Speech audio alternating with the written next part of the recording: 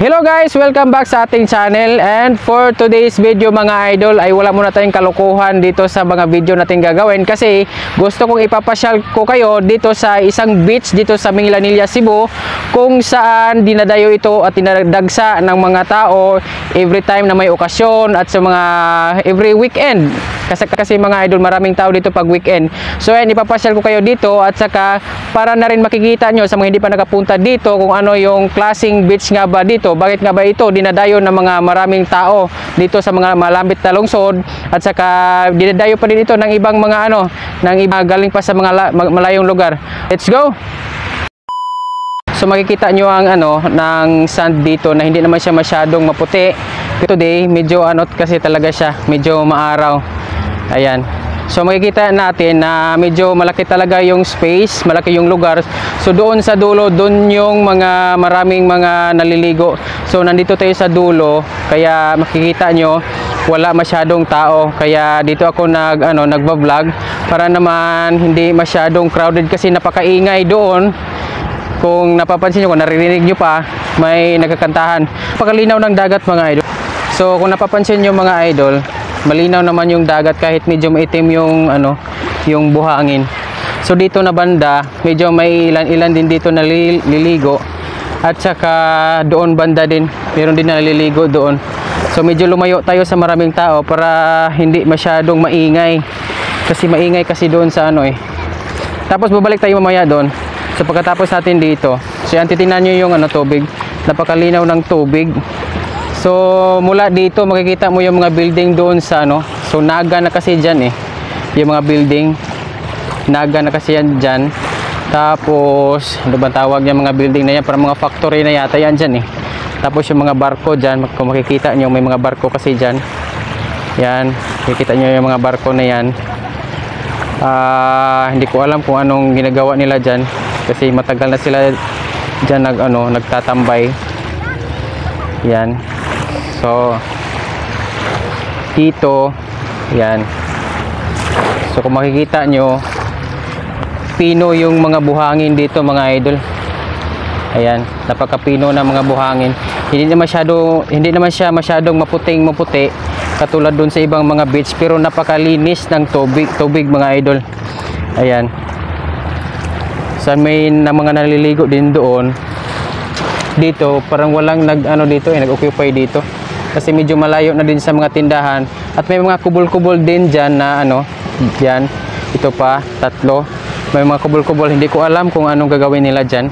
So maraming bato dito, malayo to sa may mga tinda-tindahan kumpara doon. So kaya medyo lumayo tayo doon, yung maraming tao kung makikita ninyo, kung makikita pa sa video. Ayan, i-zoom natin. So ayan, maraming tao talaga dyan. Tapos maraming nagkakanta, nag-videoke, medyo maingay talaga. So hindi maririnig, o kung maririnig man yung mga pagsasalita natin, hindi masyado kasi nasasapawan ng ang mga kanta o mga nagbi-videoke doon at nagiinuman. So doon talaga yung main na area na yan, yung main na maraming naliligo.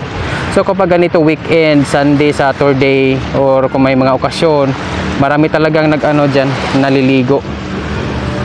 May mga pa dyan, mga karera ng bangka. Yan, kung nakikita nyo, kita pa sa video. Yan, nakakarera na bangka. May mga nakakarera din ng bangka dyan. Yan, pero lumayo naman sila sa mga tao kasi delikado din pag lumapit sila sa mga tao tapos nagkakarera. May insidente din kasi hindi naman dito sa ibang lugar na natatamaan ng ilisin ng bangka.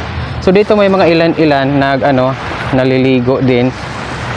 Siguro hindi sila gusto doon sa medyo ma-crowded. So dito may mga kasi dito may mga kahoy-kahoy na. So ayan, din maraming mga bato-bato. Baka pwede dito pwede makapanghuli ng mga laman dagat. Ayan, so napakalinaw ng tubig mga idol. Kahit yung buhangin hindi naman siya masyadong maputi, pero mapapansin mo talaga na napakalinis ng tubig. Yan mga idol. So doon banda doon medyo green na o may pagka blue na, yan yung medyo malalim na yan, yung may mga barko na dyan. So So dito yung mainam liguan. Kasi napakalaki ng ano niya. Napakalaki ng bahagi na medyo mababaw. So wala naman din siya masyadong maraming ano dito, yung mga tawag dito, tuyom. Wala naman siyang tuyom. Ngayon lang ako nakapunta ditong banda. Ayan. Medyo maputi ang buhangin dito kumpara doon sa kabila. Yan, sige. Anuhan pa natin, lapitan pa natin. Medyo maputi ang ano dito eh. Ang buhangin dito kumpara doon sa kabila. May maraming mga bato-bato. Siguro sa mga batong-bato na to may mga ano dito eh.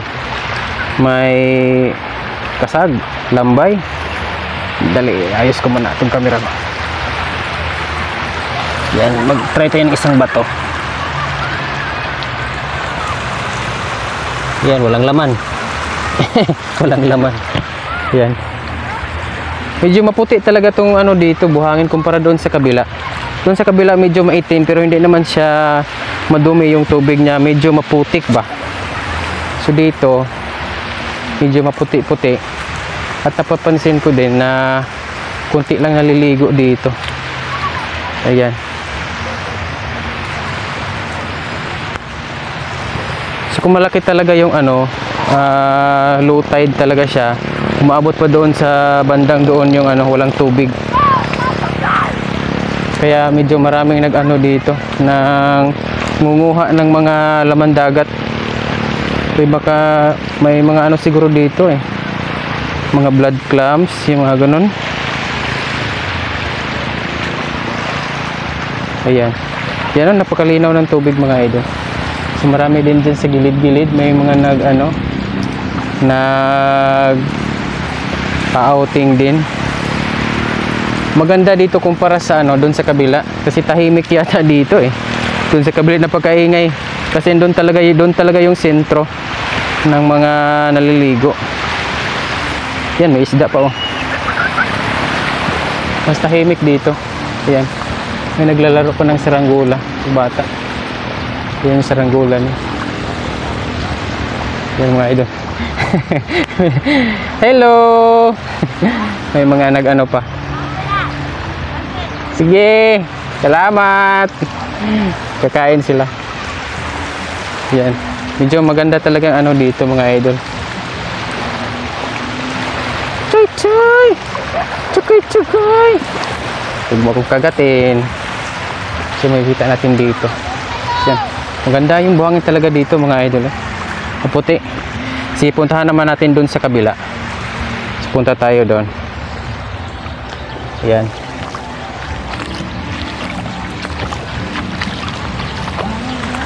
So balik tayo doon sa ano, sa area natin doon sa kabila yung main. So dito napapansin natin medyo tahimik. May mga naliligo din dyan. So first time ko tong mag-vlog ng ganito sa public kasi medyo nahihiya kasi ako eh. Hindi ako sanay na magsalita sa maraming tao. So ngayon na medyo ano, matagal na tayo sa pag-vlog. Medyo nasasanay na din ako. Parang nawawala na yung hiya ko dito sa pagsasalita na ano, mag-isa. Para akong timang nagsasalita sa harap ng ano, sa harap ng kamera. Ayan, medyo maraming bato dito mga idol oh. Ayan, makikita nyo. Pero malinis talaga siya. Ayan oh. Medyo maputi yung buhangin kumpara doon sa kabila. Ayan. Puti talaga siya. Tapos ngayon is low tide.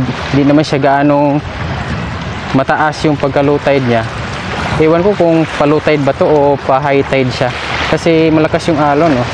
Kung napapansin nyo, malakas yung alon.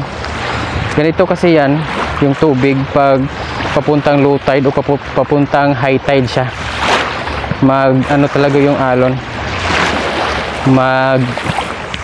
Ano ba tawag nun? Mag-iingay. Yan, napakapino ng buhangin mga idol oh.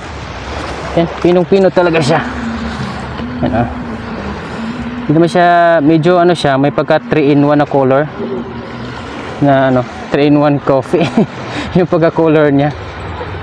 Yan. Yan mga idol, kung ano, kung malapit lang kayo dito sa Minglanilla, Cebu, or nasa Cebu kayo, pwede nyo dalawin tong ano dito, tong beach dito. Excuse me, nagdidighay tuloy ako. Busog ako. Kasi nga nang ano kami, may birthday. Yan, so kasi nga nimbitahan kami ng birthday doon sa kapitbahay namin, birthday na kanyang anak. So sinama niya kami dito kasi yung anak ko din, kaibigan ng anak niya. So pumunta kami dito. Actually last week pumunta din kami dito kasi may nag-birthday din yung mama niya yata yung nag-birthday din dito.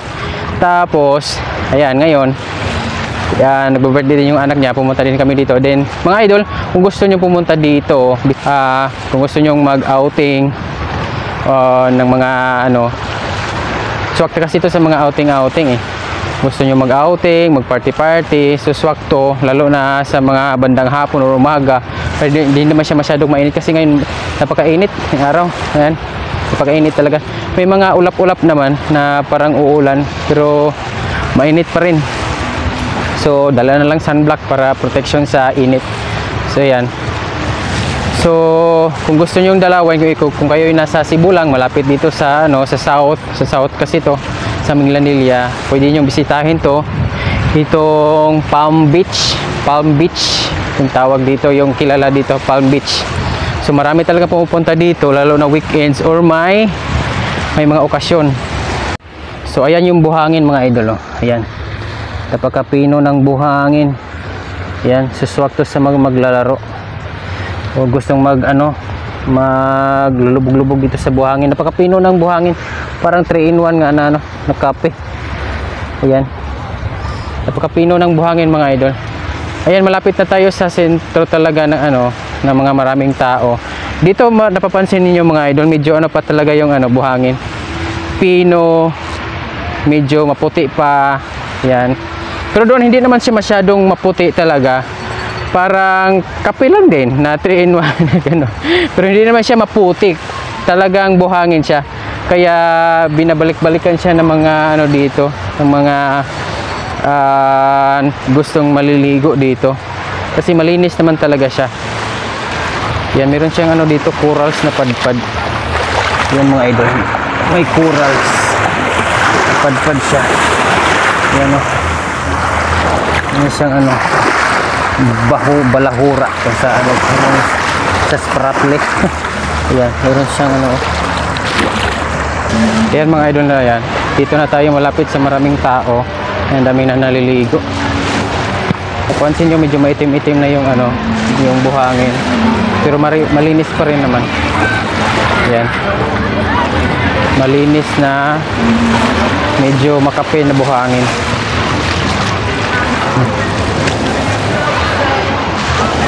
Ang daming naliligo mga idol. Mga bata. Si summer ngayon, dami mga bata naliligo.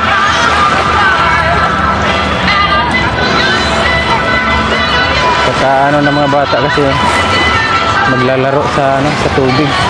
Yung anak ko nga, kanina po yun nangyaya na pumunta dito umaga. Kaso naglalaba pa yung partner ko. Yan. Dito medyo makape na yung makape na talaga yung buhangin. Medyo maitim talaga siya. Hindi naman siya maputik na pagkaitim. Yung buhangin lang talaga siya, puro buhangin. Yan lalaro ng buhangin. Meron pa dito. So dito na yung sentro talaga na maraming tao. So sinabi ko kanina sa inyo na medyo maingay na dito kasi may mga nagkakantahan na nag-i-enjoy sa tubig kasi mainit ngayon, summer. Although may mga ulan-ulan na naman, pero hindi pa rin gaano kadalas yung ulan. Pag uminit, mainit din talaga. Yan. Enjoy na enjoy yung mga bata. Yan, yun yung sinasabi ko sa inyo mga idol. Hindi naman siya masyadong maputi. Medyo may na siya, may pagka-dark na yung buhangin. Ibang-iba doon sa kabila na medyo maputi-puti pa. Kasi nga dito yung crowded area. Ang dami naliligo.